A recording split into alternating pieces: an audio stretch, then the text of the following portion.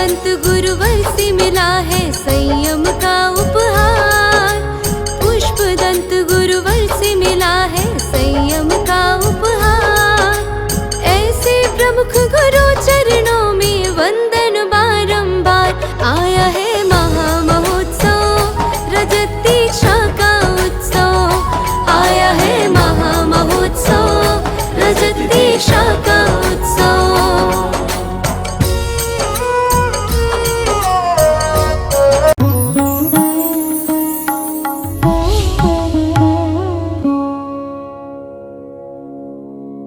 धर्म स्नेह भावात्माओं, जीवन की व्यवस्थाएं चल रही हैं, चलती ही रहेंगी। हम जहाँ से निकले हैं वहाँ हमें नहीं जाना है, वहाँ की थोड़ी सी चर्चाएं आपसे कर रहा हूँ। इस संसार में जो जीव है वो नरक और निगोद से निकल कर आता है, और हम एक ही बात अपनी वादा करके आते हैं कि अब हम दोबारा ऐसे कोई कृत्य नहीं करेंगे जिससे हमें वहाँ जाना पड़े। विगत दिनों से आपको उसी चर्चा से अवगत करा रहा हूँ कि वहाँ हमारा कैसा जीवन रहा, कैसे वहाँ मैंने जन्म लिया और कैसी कैसी व्यवस्थाओं को हम यहाँ पर सहन कर रहे हैं। विचार करना, नरक के अंदर जो व्यवस्थाएं हैं, नरक की वहाँ पर जो व्यवस्थाएं होती हैं, उनका हमें एक क्षण भी यहाँ पर एहसास नहीं होता है, लेकिन हम फिर भी यहाँ पर वो कृत्य ऐसे करते हैं जिनके कारण से मुझे नरकों में जाना पड़ता है। तहाँ भूमि परसत दुखेसो बिच्छू सहस डसे नहीं तिसो। तहाँ रोद तहाँ राध सोनित वहनी कृम कुल कलत देह दहनी। वहाँ नरकों में ऐसी व्यवस्था, ऐसी कष्ट हैं कि 1000 बिच्छू, सहस्त्र बिच्छू डसे। एक बिच्छू का धसा हुआ व्यक्ति को कितना कष्ट होता है। आप विचार करके रखना, कुत्ता काटे 14 इंजेक्शन में आदमी ठीक हो जाता है ना। सांप काटे, कोई झाड़ा पूछी वाले से झाड़ा पूछी कराओ, वो सांप का काटा हुआ भी ठीक हो जाता है। बिच्छू काटे तो आदमी को रोना पड़ता है। बिच्छू जब काटते हैं, मैंने पुष्करी जब तीर्थ बन रहा था 1998 में, जब मैं वहाँ था भूमि पूजन में, तब मैंने वहाँ सांप और बिच्छू ही थे, क्योंकि पहाड़ था तो सांप और बिच्छू थे। तो हमारे कहीं कोई भक्त आते थे, वो वहीं पर रुकना होता था। पहाड़ों पर गर्मी रहती थी, लेकिन पहाड़ों पर उस पर कोई सुविधा नहीं थी, तो बाहर खुले में सो जाते थे। खुले में सो जाते थे। हमारे बड़ौद से कोई परिवार आया हुआ मेहमान, और रात में बिच्छू ने आके काट लिया। आप विचार करके रखना, सांप का काटा सोता है और बिच्छू का काटा रोता है। सांप का काटने वाले को नींद आएगी, उसे नींद आ गई तो समझ लेना गया काम से, उसे नींद नहीं लाने देना है। तो दोनों घटनाएं वहाँ घटी। वहाँ पर जब इसको एक आए व्यक्ति आए तो उनको बिच्छू ने काट लिया, और जब वो काटा तो रोई जाए रोई जाए रोई जाए। उनको तो वो पता नहीं कैसे उसको कष्ट को दूर किया जाए।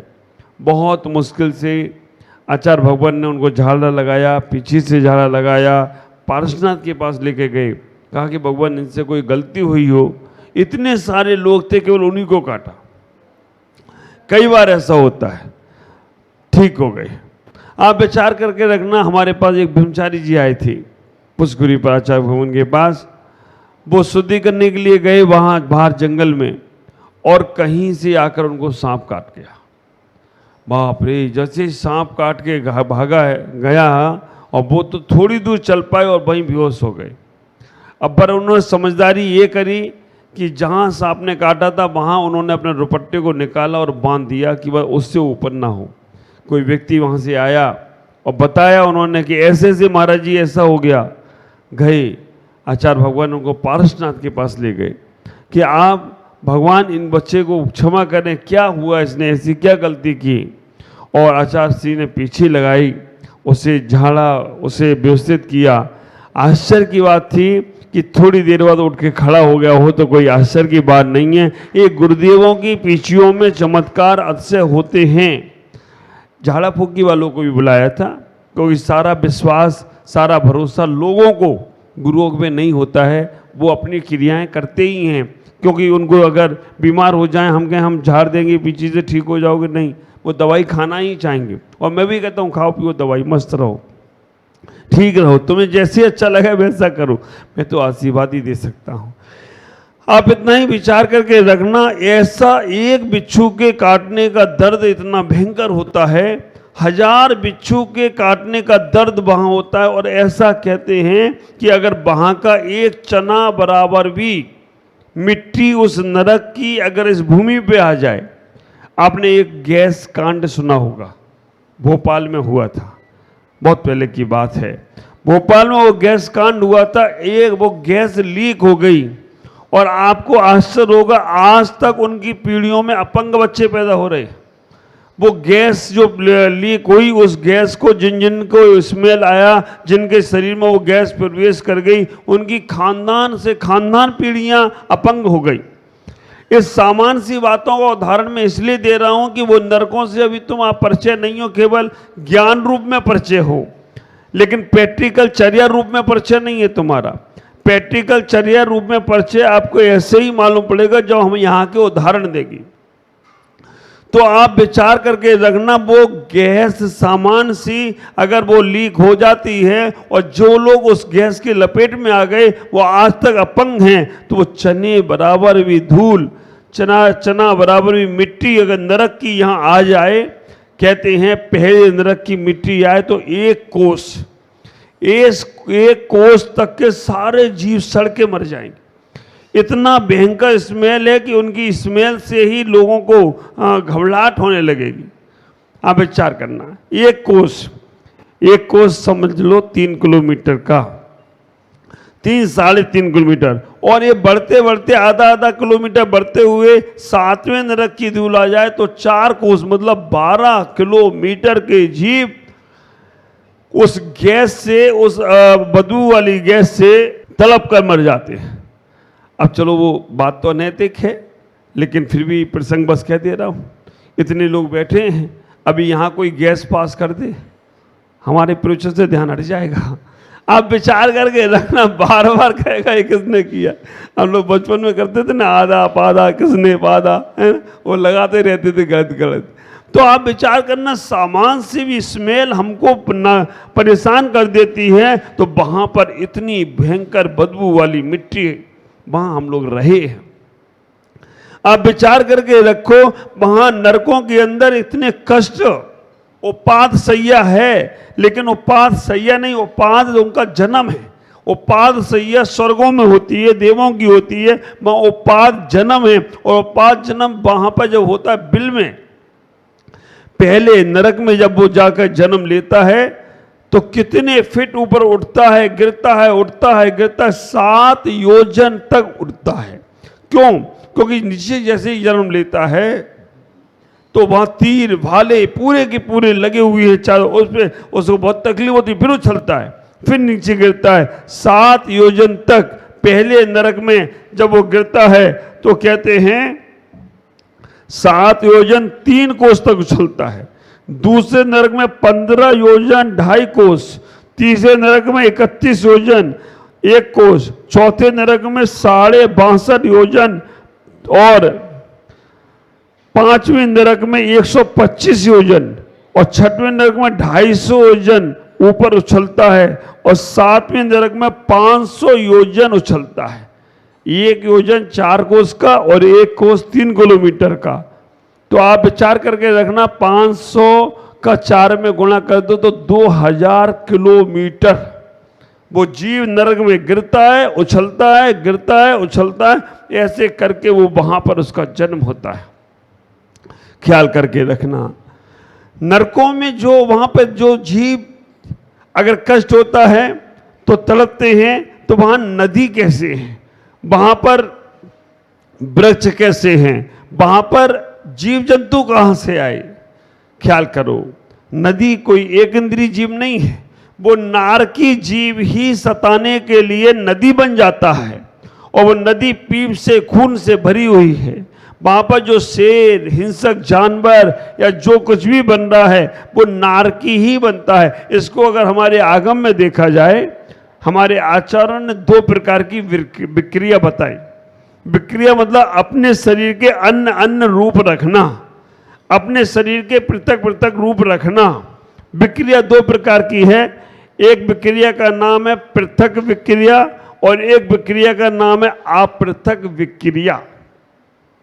विक्रिया का समझ में आ गया है आपको कि विक्रिया मतलब नए नए रूप धारण करना विक्रिया होती है। तो पृथक विक्रिया का मतलब है जो अपने शरीर के हजारों रूप धारण कर ले, उसे बोलते पृथक विक्रिया। अपने शरीर के हजारों कौन करता है? भरत चक्रवर्ती 96,000 रानियों के पास एक समय में एक साथ रह सकता है, वो बोलते हैं पृथक विक्रिया। मूल शरीर तो पटरानी के पास रहेगा, लेकिन 96,000 अपने शरीर के ही रूप बनाकर 96,000 रानियों के पास एक साथ रह रहा है, इसे बोलते हैं पृथक विक्रिया। सौधर्म इंद्र एक ही होता है, लेकिन वो अपनी पृथक विक्रिया से 170 शरीर एक साथ बना सकता है, क्योंकि जब भगवान के पंचकल्याणक होते हैं तो सौधर्म इंद्र हर पंचकल्याणक में जा रहा है, और हर पंचकल्याणक में जा रहा है तो 170 एक तीर्थंकर के समय पर 170 तीर्थंकरों के पंचकल्याणक एक साथ हुए थे। कौन से तीर्थंकर थे वो? हाँ, बहुत सुंदर। अजितनाथ भगवान, उनके समय पर 170 तीर्थंकर। अब वो कहाँ रहते हैं?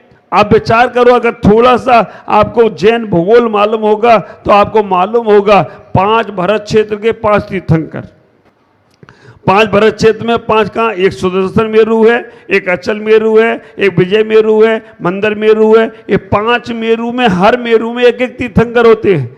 तो भरत क्षेत्र के 5, ऐरावत क्षेत्र के 5 हो गए 10। 32 विदेश क्षेत्र हैं, और 32 विदेश क्षेत्र में भी 5-5 मेरू हैं। 32 विदेश क्षेत्र हैं, 32 विदेश क्षेत्र में भी 5-5 मेरू हैं। तो 32 पंजे कितने हुए? 160। हाँ, हमारे सुधीर जी को मालूम है, अब सीए हैं, 2 सीए बैठे हैं यहाँ पर, सुधीर जी संजय, तो 1 मिनट में गणित लग गया। 32 पंजे 160 और 5 भरत के 165 और 5 ऐरावत के 170। तो 170 तीर्थंकर एक काल में एक समय में हुए। मिलते नहीं हैं लेकिन हुए। उस समय सौधर्म इंद्र पृथक विक्रिया करता है और 170 तीर्थंकर के पंचकल्याणक एक साथ बनाता है। इसे बोलते जो अपने शरीर के नए नए रूप रख रहा है, अलग अलग रूप रख रहा है, इसे पृथक विक्रिया बोलते हैं। अपृथक विक्रिया किसे कहते हैं? जो अपने ही शरीर को उस रूप में बना ले। अपने शरीर को भाला के रूप में बना लेगा, अपने शरीर को हाथी बना ले, अपने शरीर को घोड़ा बना ले, अपने ही शरीर को। और ये अपृथक विक्रिया और पृथक विक्रिया दोनों आप लोग करते हो। ज्ञानी को कर्मबंध नहीं होता है। अब ज्ञानी को कर्मबंध नहीं होता है, हर आदमी को हो रहा है, ज्ञानी को नहीं हो रहा है। क्यों नहीं हो रहा है? क्योंकि ज्ञानी माल को मालूम है कर्म का बंध कर्म को हो रहा है, ज्ञानी को नहीं हो रहा है। आत्मा को होता ही नहीं। कर्म का बंध कर्म को हो रहा है, आत्मा को होता नहीं है। और आखिर जिसका बंध जिसको हो रहा है। अब आप विचार करो, गाय के गले में रस्सी बंधी है, गाय के गले में रस्सी बंधी है, तो हम क्या कहते हैं? एक रस्सी गाय के गले में बंधी है, क्या बोलते हैं? एक गाय के गले में रस्सी बंधी है। बंधी है गाय के गले में रस्सी। क्या रस्सी कहां बंधी है? रस्सी रस्सी में बंधी है। गाय का गला तो स्वतंत्र है, पर वो गाय का गला फंसा है उसके अंदर। रस्सी की गांठ खोलना है या गाय को खोलना है? रस्सी की गांठ खोलना। तो कर्म को खोलना है, आत्मा को खोलना है? कर्म को खोलना। कर्म खुलते ही आत्मा मस्त है। आत्मा तो फंसी। आत्मा आज तक कोई भी गाय को गले में रस्सी नहीं बांध पाया। जब भी बांधेगा रस्सी रस्सी में ही बांधेगा, लेकिन गाय बेचारी फंस गई है। तो कर्म बंध जब भी होगा तो आत्मा में नहीं होगा। आत्मा तो अजर अमर है, आत्मा को स्पर्श भी नहीं कर पा रहे हो। और जिस दिन आत्मा का स्पर्श हो जाए ना, उस दिन तुम्हें कर्म की परवाह नहीं रहेगी। ख्याल करना। तो वहां पर भी यही कष्ट है, इतना ही विचार, कर्म से कर्म का बंध है। तो हमने यहां पर ऐसा क्या किया जो नरकों में हमारे साथ इतना दुर्व्यवहार हुआ। सर्दी आ रही है ना, गीजर चालू होगा, गीजर में कितना अनछना पानी, जितने जीव वो गीजर में पानी में मरेंगे ना, वो सब चुन चुन के बदला लेंगे। नरक में जाओगे याद दिलाएंगे वो तुम्हें, हाँ अनछने, अब ना उसमें छन्ना लगा दिया, छने हुए पानी में, नल में लगा दिया, लेकिन वो गीजर में तो अनछने ही जा रहा है ना। अगर थोड़ी सी सद्बुद्धि आ जाए, मैं दीमापुर का उदाहरण देता हूं, हनुमान दास जी का, वो घर से पानी लेकर जाते थे। विचार करना, थोड़ा सा भी ये आ जाए, हमें नल में छानना है और उसके बाद गर्म करके हमें उसका उपयोग करना, क्योंकि गीजर का पानी छान भी लोगे तो भी पाप लगेगा। ख्याल करो, गर्मी आती है तो कूलर में अनछना पानी, इसमें जो जीव मरण को प्राप्त हो रहे हैं उन सबका पाप बदला ले गए। वो सब नरकों में जाकर ही तुम्हें भोगना पड़ेगा। इसलिए नरकों में जो भी, अगर हाथी घोड़े तिर्यज गति के नहीं है, वो सब नरक गति के ही जीव हैं। पानी हो, हवा हो, पेड़ हो, ये सारे के सारे नरक गति के ही जीव हैं और वो ही हमें कष्ट देने का प्रयास करते हैं। तो आज इतना ही ख्याल करना, आप अपने जीवन में उन नरकों के कष्टों से बचना चाहते हो, अभी भी जो जीवन बचा है, अभी भी जो तुम्हारे पास जन्म है, समय है, अभी से ही सावधान हो जाओ। जो लोग भी सुन, अभी से ही बचने का प्रयास तो करो। हमें इतना विचार करके रखें कि इससे हमें अभी नहीं मालूम था कि गीजर में भी जीव मरते हैं तो उसका पाप लगे। मालूम पड़ गया तो आप पानी को छानो और छानने के बाद उसे गर्म करो।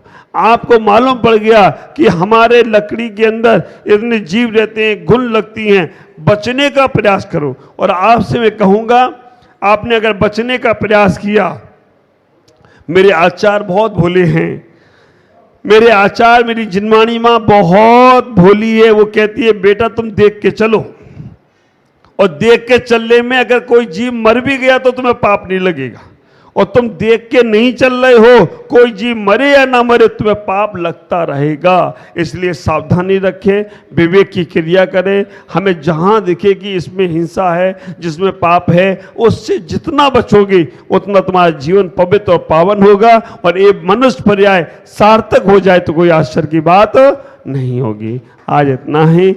ओम नमः।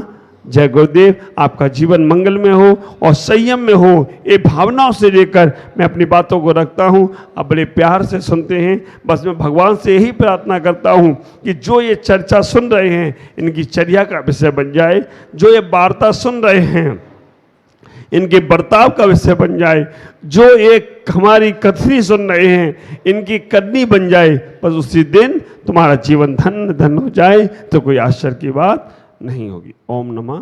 जय गुरुदेव।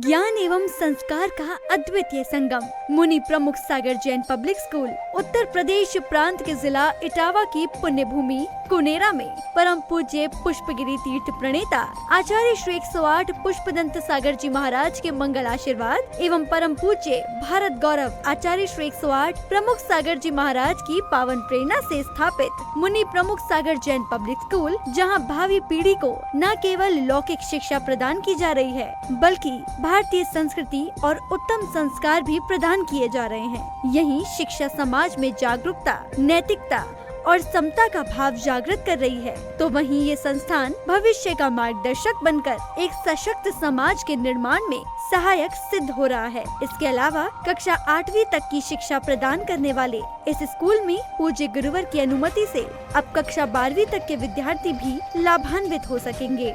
अब ये विद्यालय कक्षा 8वीं से 12वीं तक प्रारंभ होने जा रहा है, अतः निर्माण कार्य के शीघ्र आरंभ हेतु सधर्मी बंधुजन अपना अपना धर्म योगदान देकर इस पुण्य कार्य में सहभागी बने और अनंत कालीन धर्म लाभ अर्जित करें। अधिक जानकारी एवं सहयोग हेतु संपर्क करें छुलक Shri Parmanand Sagar ji, Anand Baba, Shri Chhavi Sethi, Dimapur, mobile number 9436003664, Shri Rajesh Elani, Dimapur, mobile number 9346666666। Sangeeta Jain Etawah, mobile number 9897795058। Shri Mithun Jain Etawah, mobile number 7300726318 एवं 9411989700। बैंक डिटेल्स: बैंक का नाम बंधन बैंक, खाता संख्या 1022000048325668, IFSC कोड BDBL 00020101। खाता नाम श्री दिगंबर जैन आचार्य प्रमुख सागर सेवा ट्रस्ट।